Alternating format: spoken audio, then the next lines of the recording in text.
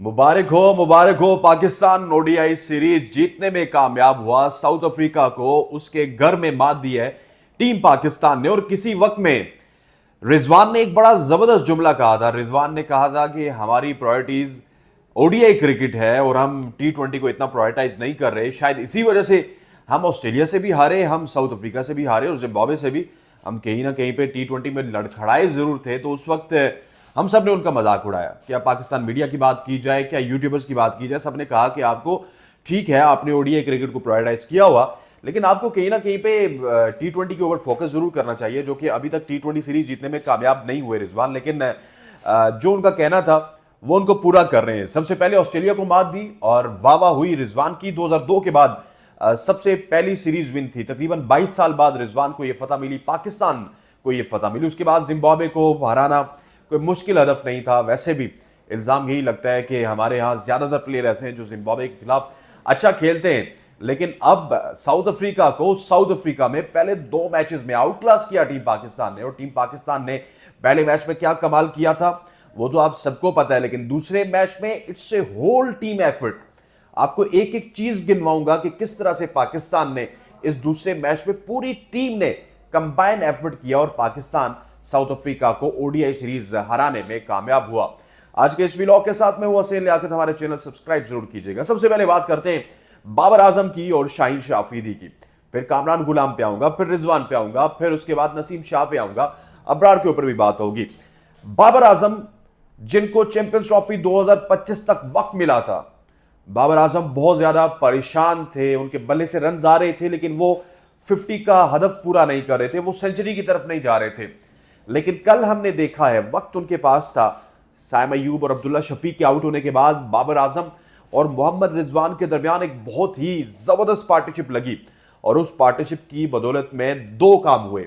एक तो पाकिस्तान को स्टेबिलिटी मिली, लेकिन दूसरा पाकिस्तान का जो डायनामिक ड्यू था इसमें रिजवान की तरफ से और बाबर आजम की तरफ से, क्योंकि यही ड्यू है जो कि हमें रन्स करते हुए नजर आता है। बाबर की जानिब से रन्स हुए, रिजवान की जानिब से रन्स हुए। सबसे हौसला अफजा खबर हमें बाबर आजम की वजह से लगी क्योंकि वो ओडीआई क्रिकेट के नंबर 1 बैटर थे। लेकिन ना उनसे ओडीआई क्रिकेट में रन्स आ रहे थे, ना ही टी20 क्रिकेट में रन्स आ रहे थे और वो 75 रन बनाने में कामयाब हुए।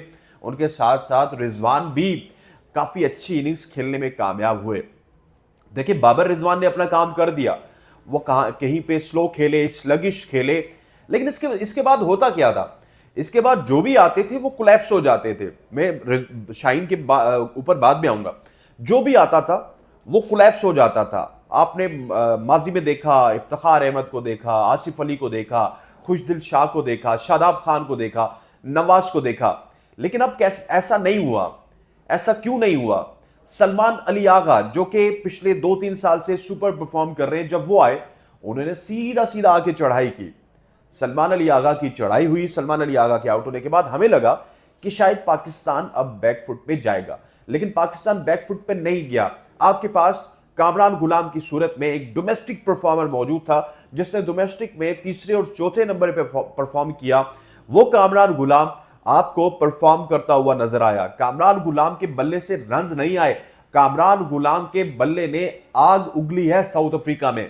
पहले जो उनके 50-60 रन थे, ऐसे लग रहा था जैसे कामरान गुलाम साउथ अफ्रीका को ऑन कर रहे हैं। उनकी जो है ना वो तमाम तर दाग बेल, उनकी जो रस्सी थी बॉलर्स की, वो कामरान गुलाम के पास थी। कामरान जहां चाहते थे छक्का लगाते थे, कामरान जहां चाहते थे चौका लगाते थे। कामरान अपनी विल के ऊपर खेल रहे थे और एक बहुत ही फायरी इनिंग्स हमें कामरान की जानिब से नजर आई।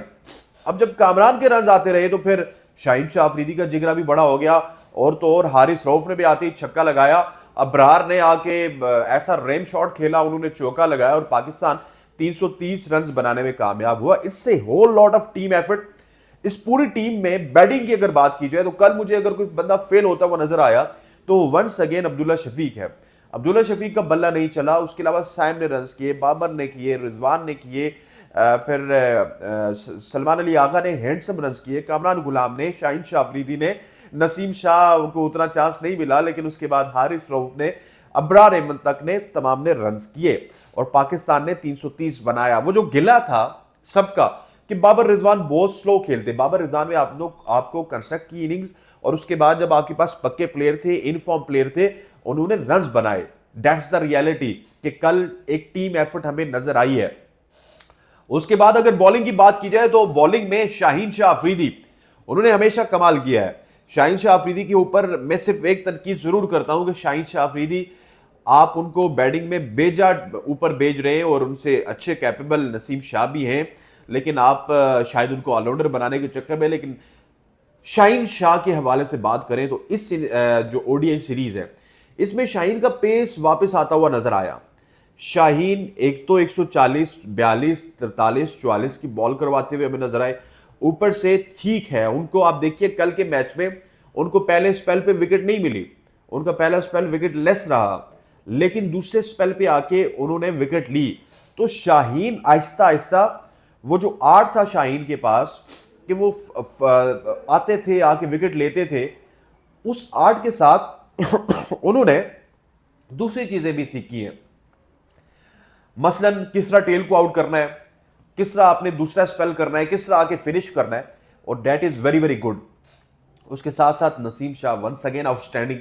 नसीम शाह की अगर बात करें तो नसीम शाह कल थोड़े से एक्सपेंसिव हुए, उनको पूरे ओवर नहीं दिए गए, लेकिन नसीम शाह एक ऐसा बॉलर है जो कि आपको दुनिया की हर कंडीशंस में, वाइट बॉल क्रिकेट हो, टेस्ट क्रिकेट हो, T20 में मैं उनको शायद इतना रेट नहीं करता, लेकिन इन दो क्रिकेट्स में वो आपको मायूस नहीं करेगा। हारिस रऊफ वाज इकोनॉमिकल, हारिस रऊफ को इस तरह की बॉलिंग करनी चाहिए, अगर विकेट नहीं मिल रहे आप इकोनॉमिकल रहे, आप अंडर प्रेशर करें दूसरे बल्लेबाजों को, दूसरे बॉलर विकेट ले लेंगे, लेकिन आपको वो जो अन्यवा मार पड़ती है वो नहीं पड़ती। और मैं आखिर में तारीफ करना चाहूंगा सलमान अली आगा की, जो कि रन उनको पड़े लेकिन एक बहुत बड़ा विकेट लिया था रासिफ एंडरसन का। और फिर सबसे बाद अबरार के हवाले से पाकिस्तान ने बहुत वेट किया। मिस्ट्री स्पिनर इंग्लैंड के खिलाफ उन्होंने परफॉर्म किया था, उसके बाद उनकी मिस्ट्री को हमने दफन कर दिया था, लेकिन अबरार ने जिस तरह से गोरू को तंग किया है, अबरार एक बहुत ही बेहतरीन मिस्ट्री स्पिनर हैं। गुगली बहुत अच्छी फेंकते हैं, रॉन्ग वन बहुत अच्छा फेंकते हैं, और वो अगर प्रॉपर लेग स्पिन भी करते हैं तो उनकी बॉल बड़ी स्किड होती है।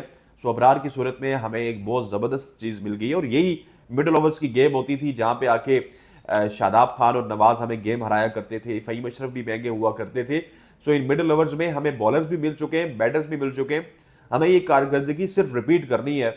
और आप देखिए टाइमलाइन, 2023 में हमारी टीम बड़ी अच्छी जा रही थी, लेकिन एकदम से पैदर पे हमें एशिया कप की शिकस्त, उसके बाद आगे पीछे शिकस्त हुई थी, उसके बाद हम डाउन हो गए थे। लेकिन अब टाइमलाइन चेक कीजिए कि चैंपियंस ट्रॉफी से थोड़ी देर पहले हमारी टीम पीक कर रही है। हमारी टीम ने ऑस्ट्रेलिया को हराया, हमारी टीम ने साउथ अफ्रीका को हराया, हमारी टीम ने जिम्बाब्वे को हराया, और जिस तरह ये जा रहे हैं मैं आपको उम्मीद दिलाता हूं कि वेस्ट इंडीज को भी हराएंगे, और ट्राई नेशन सीरीज में भी हमारी टीम फाइनल जरूर पहुंचेगी, क्योंकि एक साउथ अफ्रीका को हरा चुके हैं, उनकी भी जहन में बैकलैश होगा, होम कंडीशंस होंगी।